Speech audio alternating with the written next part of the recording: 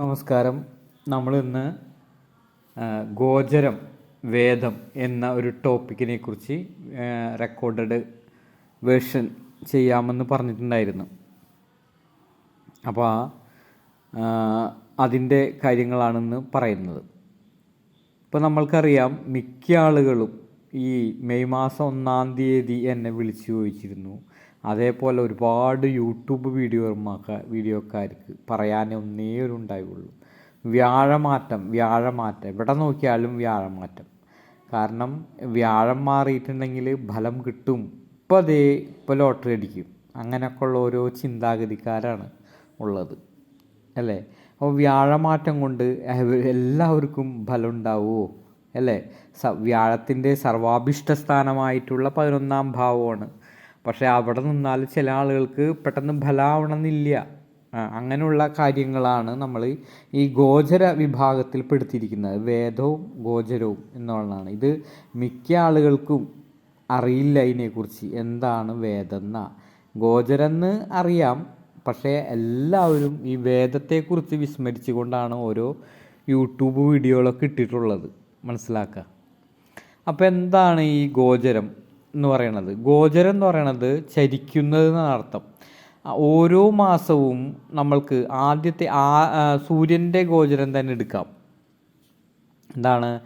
ആദ്യത്തെ ഒരു മാസം സൂര്യൻ ഒരു രാശിയിൽ നിൽക്കും. പിന്നെ എന്താണ്, ഒരു മാസം കഴിയുമ്പോൾ വേറൊരു രാശിയിലേക്ക് വരും. അങ്ങനെ 12 രാശികളിലായി സൂര്യൻ ഗോചരം ഉണ്ടാകുന്നു. സൂര്യൻ്റെ മറ്റു ഗ്രഹങ്ങളുടെ ഗോചരഭാവങ്ങളെക്കുറിച്ച് നിങ്ങളോട് ഞാൻ പറഞ്ഞിട്ടുണ്ട്. എത്ര സമയമാണ് ഒരു രാശിയിൽ ഒരു ഗ്രഹം നിൽക്കണമെന്ന് കഴിഞ്ഞ ക്ലാസ്സുകളിൽ ഡീറ്റെയിൽഡായിട്ട് പറഞ്ഞിരിക്കുന്ന കാരണം അത് ഞാൻ റിപ്പീറ്റ് ചെയ്യുന്നില്ല. അപ്പോൾ നമ്മൾ ചന്ദ്രൻ എന്ന ഗ്രഹത്തെ അടിസ്ഥാനമാക്കിയാണ് വേദം എന്നാണ് ഈ ഗോചരം സ്ഥിതി ചെയ്യുന്നത്. എന്താണ് ചന്ദ്രൻ്റെ അവസ്ഥ വെച്ച് നോക്കുമ്പോൾ? ഇപ്പോൾ നമ്മൾക്കറിയാം, ഒരു കൂറ് മനസ്സിലാക്കണമെങ്കിൽ ചന്ദ്രൻ്റെ അവസ്ഥകൾ മനസ്സിലാക്കണം. ചന്ദ്രൻ എവിടെയാണ് നിൽക്കുന്നതെന്ന് മനസ്സിലാക്കിയാലേ നമ്മൾക്കത് കൂറ് ഏതാണെന്ന് മനസ്സിലാക്കാൻ പറ്റുള്ളൂ. ഇപ്പോൾ നിങ്ങൾ ഒരാളോട് ഒരു നക്ഷത്രം നിങ്ങൾ പറയുകയാണ്, ഉത്രം നക്ഷത്രം ആണ് എൻ്റെ നക്ഷത്രം എന്ന് പറയുകയാണെങ്കിൽ നിങ്ങൾക്ക് എന്താണ്, ഏത് കൂറാണെന്ന് മനസ്സിലാക്കാനായിട്ട് സാധിക്കില്ല പെട്ടെന്ന്, അല്ലേ? നിങ്ങൾക്ക് വേണമെങ്കിൽ ഓപ്ഷനാണ്, അല്ലേ? ചിങ്ങക്കൂറും വരാം, ഇനി എന്താണ്, ഒരു 75% അത് കന്നിക്കൂറാണ്. അപ്പോൾ നിങ്ങളൊരു നിഗമനത്തിലെത്തുകയാണ് അതെങ്ങനെ ആയാലും കന്നിക്കൂറാണെന്ന്. പക്ഷെ അങ്ങനെ ആവണമെന്നില്ല, അല്ലേ? എത്രയോ തെറ്റുകളാണ് വരുന്നത് നമ്മൾക്ക്. അപ്പം നമ്മൾ ഇതിൽ നിന്ന് മനസ്സിലാക്കേണ്ട എന്താണ്, ഒരാളുടെ സമയഗതി അനുസരിച്ചാണ് കൂറ് നിശ്ചയിക്കപ്പെടുന്നത്, അല്ലേ? അപ്പോൾ സമയം ശരിയായ രൂപത്തിൽ വന്നാലേ അത് നമ്മൾ പറയുന്ന കാര്യങ്ങൾ ആപ്റ്റായിട്ട് വരുള്ളൂ. അല്ലാണ്ട് വെറുതെ ഇങ്ങനെ പറഞ്ഞിരുന്നിട്ട് വല്ല കാര്യമുണ്ടോ? അപ്പോൾ ഇപ്പോൾ ചന്ദ്രൻ നിൽക്കുന്ന രാശിക്കാണ് കൂറെന്ന് പറയണത്. അപ്പോൾ നമ്മളെന്താണ്, അശ്വതിയും ഭരണിയും കാർത്തികകാലും മേടക്കൂറ്, അല്ലേ? റിപ്പീറ്റേഷൻ ചെയ്യുന്നില്ല, നിങ്ങൾക്കത് അറിയണ കാര്യമാണ്. അപ്പോൾ ഓരോ ഗ്രഹങ്ങളും സൂര്യൻ ഇത്ര ഒരു മാസം, അങ്ങനെ മറ്റുള്ള ചൊവ്വ, അങ്ങനെയുള്ള ഗ്രഹങ്ങൾ ഇങ്ങനെ മാറിക്കൊണ്ടിരിക്കുന്നു. അതിൽ രാഹുകേതുക്കൾക്ക് മാത്രം ഇടത്തോട്ടാണ് യാത്ര. നിങ്ങൾക്കറിയാമല്ല, രാഹു നിൽക്കണേൻ്റെ 7-ാം ഭാവത്തിലാണ് എപ്പോഴും കേതു നിൽക്കുക. ഒരു വാല് പോലെ, വാല് തന്നെയായിരുന്നല്ല, നിങ്ങൾക്കറിയാതെ. അപ്പോൾ അത് അങ്ങനെ തന്നെയാണ് വരുന്നത്. എന്നാൽ നമ്മൾ ഈ ടോപ്പിക്കിലേക്ക് പോവാം. എന്താണ് വേദം എന്ന് പറയുന്നത്? നമ്മൾക്ക് ഒരു ഗ്രഹം ഭാവബലത്തെക്കുറിച്ച് കഴിഞ്ഞ ക്ലാസ്സിൽ ഞാൻ പറഞ്ഞിരുന്നു, അല്ലേ? ഭാവബലം എന്ന് വെച്ചാൽ ശുഭഗ്രഹങ്ങൾക്ക് 1, 2, 4, 5, 7, 9, 10, 11 ഭാവങ്ങൾ ഇഷ്ടസ്ഥാനമാണെന്ന് നിങ്ങൾക്കറിയാം. എന്നാൽ പാപഗ്രഹങ്ങൾക്ക് ആ സ്ഥാനങ്ങൾ, ശുഭഗ്രഹങ്ങളുടെ ഇഷ്ടസ്ഥാനം 11 ഒഴികെ മറ്റുള്ള ഒരു സ്ഥാനങ്ങൾ അങ്ങനെ ഇഷ്ടമല്ല എന്ന് മനസ്സിലാക്കുക. അവർക്കെന്താണ്, പാപഗ്രഹങ്ങളുടെ ഇഷ്ടസ്ഥാനം 3, 6, 11 മാത്രമാണ്. അപ്പം ഈ 3, 6, 11 പാപഗ്രഹങ്ങൾ നിൽക്കുമ്പോൾ അവ ഭാവബലത്തോടു കൂടിയിരിക്കുന്ന എന്ന് പറയാം. എന്നാൽ ചില ഗ്രഹങ്ങൾക്ക് ക്ഷേത്രബലം തോടു കൂടി വരികയാണെങ്കിൽ, ക്ഷേത്രബലത്തെക്കുറിച്ച് ഞാൻ കഴിഞ്ഞ പ്രാവശ്യം വീഡിയോ പറഞ്ഞിരുന്നു, ക്ഷേത്രബലവും ഭാവബലവും ഉണ്ടെങ്കിലോ ആ ഗ്രഹത്തിന് വളരെയധികം ബലം ഉണ്ടാവുന്നതാണെന്ന് മനസ്സിലാക്കാം. എന്നാൽ നിങ്ങൾക്ക് അറിയാമോ കണ്ടകശനി എങ്ങനെ വരുന്നതെന്ന് നമ്മൾക്കറിയാം. ഞാൻ പണ്ട് പഠിപ്പിച്ചിട്ടുണ്ട് നിങ്ങളെ. അതേപോലെ ഏഴര ശനി എങ്ങനെയാണ് കണ്ടുപിടിക്കുന്നതെന്ന് പഠിച്ചിട്ടുണ്ട്. അഷ്ടമശനി എങ്ങനെയാണെന്ന് അറിയാം. ജന്മവ്യാഴം എങ്ങനെയാണെന്ന് അറിയാം. 10ാം വ്യാഴം എങ്ങനെയാണെന്ന് അറിയാം. അപ്പോൾ നമ്മൾ ഒരു ശുഭഗ്രഹം അല്ലെങ്കിൽ ഒരു പാപഗ്രഹം ഇഷ്ടസ്ഥാനത്ത് നിൽക്കുമ്പോൾ അല്ലെങ്കിൽ ഗോചരസ്ഥാനത്ത് നിൽക്കുമ്പോൾ അത് തടയുന്ന വിധത്തിൽ ഒരു ഗ്രഹം നിൽക്കുന്നതിനെയാണ് വേദം എന്ന് പറയുന്നത്, വേദസ്ഥാനം എന്ന് പറയുന്നത്. അത് നമ്മൾ ശരിക്ക് മനസ്സിലാക്കി വെച്ചില്ലെങ്കിൽ നമ്മൾ പറയുന്ന കാര്യങ്ങൾ അനുകൂലമായിട്ട് വരില്ല. അപ്പോൾ അതിനെക്കുറിച്ചാവട്ടെ ഇന്നത്തെ നമ്മളുടെ ചർച്ചകൾ വരുന്നത്.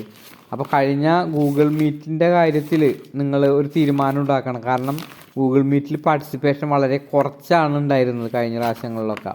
നിങ്ങൾ എവിടെ പോകണമെന്ന് അറിയില്ല. നിങ്ങൾക്ക് ഫേവറബിൾ ആയിട്ടുള്ള ടൈമിങ്ങിൽ അതാണ് നമ്മൾ എടുത്തുകൊണ്ടിരിക്കുന്നത് അല്ലേ. അപ്പോൾ അതുകൊണ്ട് എല്ലാവരും ഗൂഗിൾ മീറ്റിൽ പങ്കെടുക്കുക. ഇനി എങ്ങനെയാണ് നിങ്ങളൊരു കാര്യം ചെയ്യുക. നിങ്ങളൊരു പുസ്തകം ഇത് പറയുമ്പോൾ പുസ്തകം കൊടുക്കുക. അതിൽ സൂര്യൻ എന്ന് അടയാളപ്പെടുത്തുക. അതിൽ അപ്പുറത്ത് ഒരു കോളത്തിൽ ഗോചരം വേദം എന്ന് അടയാളപ്പെടുത്തണം. ഗോചരം വേദം. അപ്പോൾ സൂര്യൻ അപ്പുറത്തെ ഇതിൽ നമ്മൾ പറയുന്ന ആ നമ്പറുകൾ അടയാളപ്പെടുത്താം. ഗോചരം എന്നുള്ളതിൽ 3, 6, 10, 11 3, 6, 10, 11 അതിൻ്റെ ഗോചരത്തിൻ്റെ അടിയിൽ വേദന എഴുതിയിട്ടുണ്ടല്ലോ. അതിൻ്റെ നേരെ ഇപ്പം 3-ന് അടിയിൽ 9 അടയാളപ്പെടുത്തുക, 6-ന് അടിയിൽ 12 അടയാളപ്പെടുത്തുക, 10-ന് അടിയിൽ 4 അടയാളപ്പെടുത്തുക, 11-ൻ്റെ അടിയിൽ 5 അടയാളപ്പെടുത്തുക. അപ്പം എന്താണ് ഇതിൽ നിന്ന് മനസ്സിലാക്കുന്നത്? എന്താണ് നമ്മൾ സൂര്യൻ 3-ാം ഭാവത്തിൽ സഞ്ചരിക്കുമ്പോൾ ഒരാൾ കർക്കിടക്കൂറെന്ന് വിചാരിക്കുക. അപ്പോൾ കർക്കിടക്കൂറിലാണെന്ന് വെച്ചാൽ സൂര്യൻ 3-ൽ സഞ്ചരിക്കുന്ന സമയം ഏതായിരിക്കും? കന്നി രാശിയിലായിരിക്കും സൂര്യൻ സഞ്ചരിക്കുക. അപ്പോൾ സൂര്യൻ 3-ാം ഭാവം ഇഷ്ടസ്ഥാനമുള്ള സൂര്യൻ. അപ്പോൾ സൂര്യൻ്റെ ഫലങ്ങൾ ആർക്ക് കിട്ടണം? ജാതകന് കിട്ടണം. എന്നാൽ ഈ 3-ൻ്റെ അടിയിൽ നമ്മൾ 9 അടയാളപ്പെടുത്തിയിട്ടുണ്ടല്ലോ. അപ്പോൾ ഈ സൂര്യൻ കന്നിമാസത്തിലായിരിക്കുമ്പോൾ കന്നിക്കൂറിൻ്റെ 9-ാം ഭാവത്തിൽ ഏതെങ്കിലും ഗ്രഹങ്ങൾ നിന്നാൽ അപ്പോൾ സൂര്യൻ്റെ ശുഭഫലങ്ങൾ ആർക്ക് കിട്ടില്ല? ഈ ജാതകന് കിട്ടില്ല. അതാണ് വേദം എന്ന് പറയുന്നത്. മനസ്സിലായ? അതേപോലെ 6-ൻ്റെ അടിയിൽ 12 എന്ന് എഴുതണം, 10-ൻ്റെ അടിയിൽ 4 എന്ന് എഴുതണം, 11-ൻ്റെ അടിയിൽ 5 എന്ന് എഴുതണം. അപ്പോൾ എന്താണ്? സൂര്യൻ 6-ൽ നിൽക്കുമ്പോഴുള്ള സദ്ഫലങ്ങൾ ഈ കൂറിൻ്റെ 12-ാം ഭാവത്തിൽ ഏതെങ്കിലും ഒരു ഗ്രഹം നിന്നാൽ കിട്ടില്ല. ഇനി സൂര്യൻ 10 നിൽക്കുമ്പോൾ 4 എന്ന് എഴുതിയിട്ടുണ്ടല്ലോ.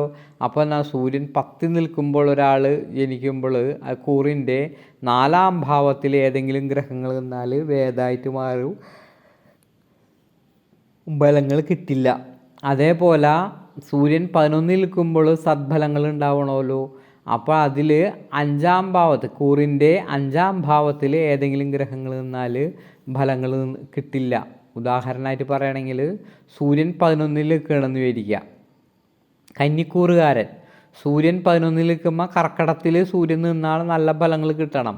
എന്നാൽ കന്നിക്കൂറിൻ്റെ തന്നെ 5-ാം ഭാവമായിട്ടുള്ള മകരത്തിൽ ഏതെങ്കിലും ഗ്രഹം നിന്നാൽ സൂര്യൻ്റെ സദ്ഫലങ്ങൾ ആർക്ക് കിട്ടിയില്ല? ജാതകന് കിട്ടില്ല. അതാണ് ഇവിടെ ഇത് പറയുന്നത്. ഇനി ചന്ദ്രൻ്റെ ഗോചരമാണെങ്കിലോ, ചന്ദ്രൻ ഗോചരം എന്ന് എഴുതുക. ചന്ദ്രൻ്റെ ഇതിൽ ഗോചരം എന്ന് എഴുതുക, അതിൻ്റെ അടിയിൽ വേദം എന്ന് എഴുതാം. അപ്പോൾ ചന്ദ്രൻ ഗോചരസ്ഥാനം, ചന്ദ്രൻ്റെ ഗോചരസ്ഥാനം എന്താണ്? 1, 3, 6, 7, 10, 11. ഇനി വേദത്തിൻ്റെ അടിയിൽ 1-ൻ്റെ അടിയിൽ 5, 3-ൻ്റെ അടിയിൽ 4, 6-ൻ്റെ അടിയിൽ 12, 7-ൻ്റെ അടിയിൽ 2, 10-ൻ്റെ അടിയിൽ 9, 11-ൻ്റെ അടിയിൽ 3. ഇങ്ങനെ എഴുതാം. അപ്പോൾ എന്താണ്? ഗോചരമായിട്ടുള്ള ചന്ദ്രൻ ഗോചരസ്ഥാനമായിട്ട് 1-ൽ സഞ്ചരിക്കുമ്പോൾ 5-ൽ ഗ്രഹങ്ങൾ പാടില്ല, വേദായി. 3-ൽ സഞ്ചരിക്കുമ്പോൾ 4-ൽ ഗ്രഹങ്ങൾ പാടില്ല.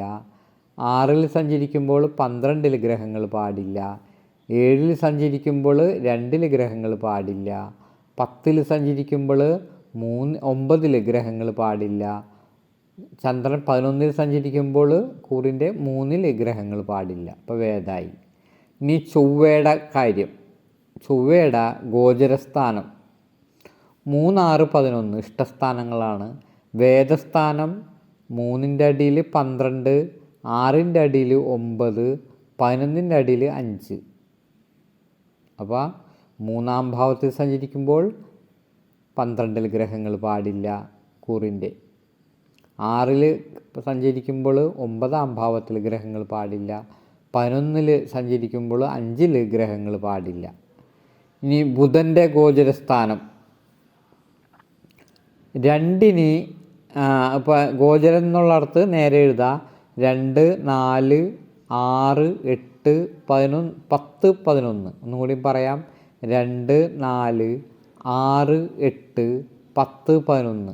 വേദത്തിൻ്റെ അടിയിൽ നേരെ 2-ൻ്റെ അടിയിൽ 5, 4-ൻ്റെ അടിയിൽ 3, പിന്നെ 6-ൻ്റെ അടിയിൽ 9, 8-ൻ്റെ അടിയിൽ 1, 10-ൻ്റെ അടിയിൽ 8, 11-ൻ്റെ അടിയിൽ 12. ഈ സ്ഥാനങ്ങളിൽ ഒരു ഗ്രഹങ്ങളും നിൽക്കാൻ പാടില്ല.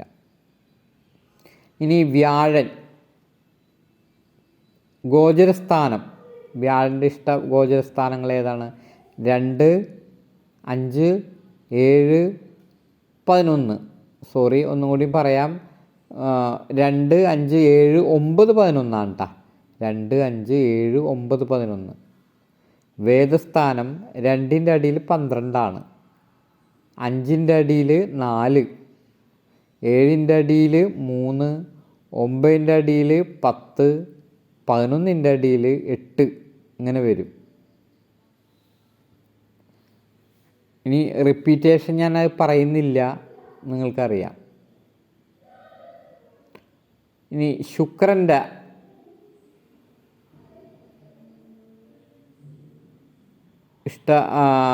ഗോചരസ്ഥാനങ്ങൾ 1, 2, 3, 4, 5, 6, 9, 11, 12 ശുക്രൻ്റെ. വേദസ്ഥാനങ്ങൾ 8, 1-ൻ്റെ അടിയിൽ 8, 2-ൻ്റെ അടിയിൽ 7, 3-ൻ്റെ അടിയിൽ 1, 4-ൻ്റെ അടിയിൽ 10, 5-ൻ്റെ അടിയിൽ 9, 8-ൻ്റെ അടിയിൽ 5, 9-ൻ്റെ അടിയിൽ 11, 11-ൻ്റെ അടിയിൽ 3, 12-ൻ്റെ അടിയിൽ 6. ഇതാണ് ശുക്രൻ്റെ വേദസ്ഥാനങ്ങൾ. ഇനി അവസാനമായിട്ട് നമ്മൾ വേദം പറയുന്നത് ശനിയുടെ വേദങ്ങളാണ്. ശനിക്ക് 3, 6, 11 ഉള്ളൂ. നമ്മൾ ഈ ചൊവ്വയുടെ പോലെ തന്നെ 3, 6, 11 ഇഷ്ടസ്ഥാനം. അത് എങ്ങനെയാണ്? പാപഗ്രഹമാണല്ലോ. അപ്പോൾ വേദസ്ഥാനം 13, അങ്ങനെ ചെയ്യാം. വേദസ്ഥാനം എങ്ങനെയാണ്? 13 വരില്ലല്ലോ. 3-ൻ്റെ അടിയിൽ 12, 6-ൻ്റെ അടിയിൽ 9, 11-ൻ്റെ അടിയിൽ 5. ഈ സ്ഥാനങ്ങളിൽ ഗ്രഹങ്ങൾ നിൽക്കാൻ പാടില്ല. അപ്പം നമ്മൾ ഇത് മാത്രമേ കഴിഞ്ഞ പ്രാവശ്യം എടുത്തുള്ളൂ. പക്ഷേ നമ്മൾ ഗൂഗിൾ മീറ്റിലാകുമ്പോൾ കുറേ സമയം നമ്മളെന്താണ് വേറെ കാര്യങ്ങൾ കൂടി പറഞ്ഞിട്ടുണ്ടാവും. അപ്പം നിങ്ങൾക്ക് റെക്കോർഡഡ് വേർഷൻ ആകുമ്പോൾ സംക്ഷിപ്തമായിട്ടുള്ള കാര്യങ്ങൾ അന്ന് എടുത്തത് മാത്രം നമ്മളെന്താണ് അരിപ്പുകൊണ്ട് അരിച്ചെടുക്കണ പോലെയുള്ള കാര്യങ്ങളെ പറയുള്ളൂ. അത് നിങ്ങൾക്കറിയാമല്ലോ. അപ്പോൾ എല്ലാവരും മറ്റുള്ള കാര്യങ്ങളൊക്കെ ശരിക്ക് ഗൂഗിൾ മീറ്റിലാണ് വരിക, നിങ്ങൾക്കറിയാം. അപ്പോൾ നിങ്ങൾക്ക് പഠിപ്പിക്കേണ്ട കാര്യങ്ങൾ മാത്രമേ ഇതിൽ വരുള്ളൂ. ഇനി ഇങ്ങനെ നിന്നിട്ടുണ്ടെങ്കിൽ എന്താണ് പരിഹാരം? സൂര്യന് എപ്പോഴും പരിഹാരം ചെയ്യേണ്ടത് ദോഷങ്ങൾക്ക് ശിവൻ്റെ അടുത്താണ്. ചൊവ്വയ്ക്ക് എവിടെയാണ് നിൽക്കണമെന്ന് നോക്കണം. ചൊവ്വ യുഗ്മരാശി എന്നാൽ ഭദ്രകാളീനെ പ്രാർത്ഥിക്കാം. ഓജരാശി എന്നാൽ സുബ്രഹ്മണ്യസ്വാമിനെ പ്രാർത്ഥിക്കാം. ഇനി ബുധനാണെങ്കിൽ എപ്പോഴും നമ്മൾ കൃഷ്ണനെയോ ശ്രീരാമനെയോ പ്രാർത്ഥിക്കണം ദോഷങ്ങൾ മാറാനായിട്ട്. ഏത് ഗ്രഹമാണ് വേദസ്ഥാനത്ത് നിൽക്കുന്ന ആ ഗ്രഹത്തിൻ്റെ അതിദേവതയാണ് നമ്മൾ പ്രാർത്ഥിക്കേണ്ടത്. വേദം ഒഴിഞ്ഞു പോയാലല്ലേ ഫലാവുള്ളൂ, അല്ലാണ്ട് ഫലാവൂലല്ലോ. വ്യാഴമാണെങ്കിൽ നമ്മളെന്താണ് ഗുരുവായൂരപ്പന അല്ലെങ്കിൽ വിഷ്ണുവിനെ തന്നെ ഭജിക്കണം. ശുക്രനാണെങ്കിലോ യുഗ്മരാശിയിൽ നിൽക്കുന്ന ശുക്രനാണെങ്കിൽ മഹാലക്ഷ്മിനെയും, ഓജരാശിയിൽ നിൽക്കുന്ന ശുക്രനാണെങ്കിൽ ഗണപതിനെയും ഭജിക്കണം. ഇനി ശനിയുടെ ദോഷങ്ങളാണെങ്കിൽ നമ്മൾ ധർമ്മശാസ്താവിനെ തന്നെ ഭജിച്ചുകൊണ്ടിരിക്കണം. അപ്പോൾ ആ ദോഷങ്ങൾക്ക് ശമനമുണ്ടായി നമ്മൾക്ക് ഇഷ്ടമായിട്ടുള്ള കാര്യങ്ങൾ ഉണ്ടാവും എന്നാണ് പറയുന്നത് കേട്ടോ.